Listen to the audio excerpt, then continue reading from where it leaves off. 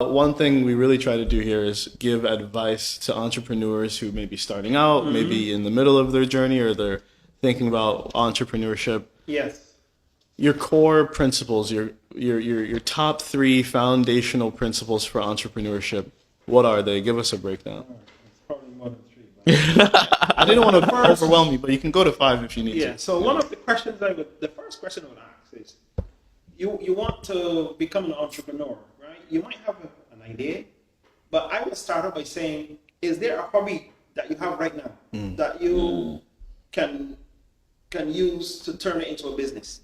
And why I say that is because if you have a hobby, it means that you love it. You love doing whatever it is, whether it be, for example, I don't know, stamp collecting. You might love stamp collecting. Right? Okay. As an example, I don't know if people do that now. That Okay. was my day. Okay. But I'm just giving an example. Right? And you might say, oh, you know what?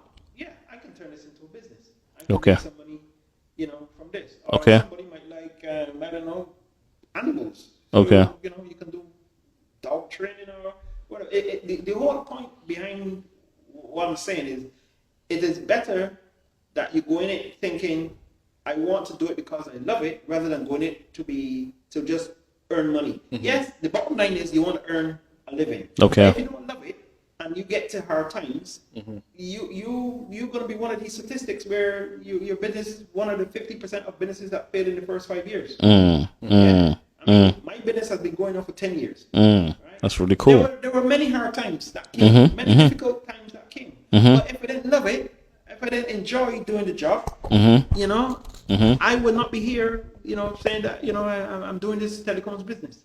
Wow. Because it's very high pressure. It's a high pressure job. Okay. You have some service provider whose system goes down. Okay. And none of their customers can make calls, and they're calling you like, you need to fix this thing now because my customers can't make calls. I can lose these customers. Okay. So Okay. it's very high pressure. Sometimes you can get a call at 3 o'clock in the morning. Wow. From Australia. Oh, wow. Say, oh, my system is down. Customers can't make calls. So you got to rub your eyes quickly and get that sleep up your eye and get to work. Wow.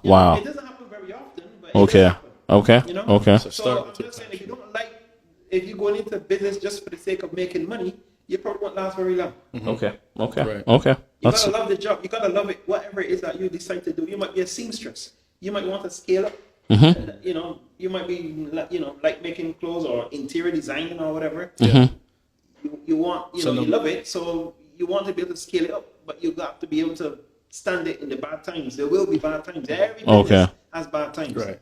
Inevitable. Yeah. So number 1, start with something you love. Yeah. So that you can stick with it through the hard times. Yes. That's principle number 1. Yes. So, secondly, I would say to get a business plan. You don't have to, you might not need to borrow money.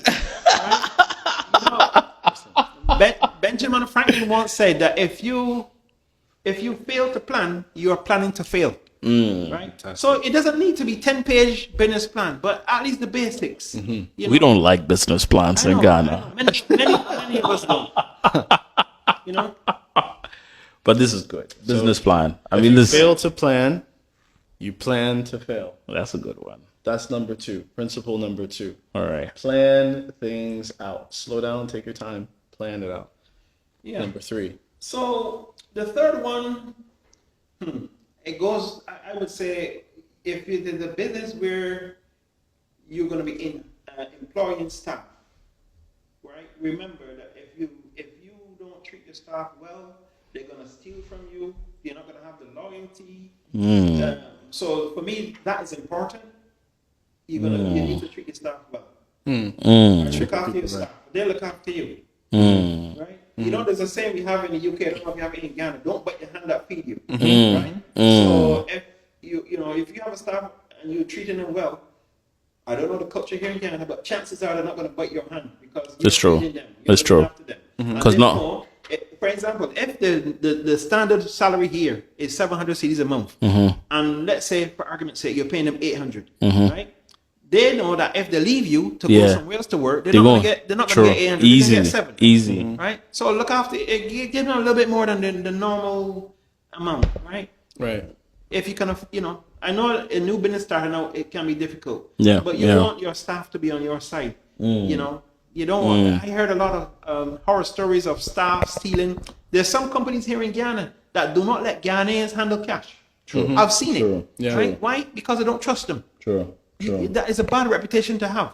So, okay, it will take some time to change the way how things work here in Ghana. But everybody do their little bit, you know. Everybody do their little part. So I start with a hobby or a passion. Do something you love, so that when the hard times come, you love it enough to stick with it. Exactly. Number 2, make a plan. If you fail to plan, you plan to fail. Number 3, treat your people right, so your people treat you right. That's a really good one. That's That's a bonus one. it's probably not the norm. I mean- that anybody asking for advice to give a new entrepreneur would give. But those are for me, because for me, my staff and loyalty is important. Because if you have a staff and they work with you for, I don't know, 6 months, and they leave because you're not treating them right, you have to now Train spend somebody time else. to retrain another person. Yeah. Right? I mean, what you're saying is very key, especially, I mean, even with my small business that I was doing, it was something where, you know, I paid attention to. I even went as far to pay my workers per day, you know, which a lot of people were not even doing, especially in my industry. So I remember when I even went to a place, I told them they should look at doing. And the truth is, if you actually do that, because with the food industry, you make money every day. So you just take it out. By the end of the month, you've actually sorted out, you know, paying your worker really quite well. So I remember at some point in time, I used to pay my workers for working for like 4 hours, like around 30, 40 cedis. Some could make like 50 cedis. Some could even make like 100 cedis. And the truth is, they felt really comfortable. So this is a very psychological way where especially a lot of Ghanaian entrepreneurs need to learn from. And this is why you realize the diasporan, companies do so well. They really do so well when they come in, because they pay and we are loyal like that, so irrespective of how you see it, because nobody will do that for us. So once we realize that we have a good company that is taking care of us, and we know that the other companies won't, we're going to be very loyal.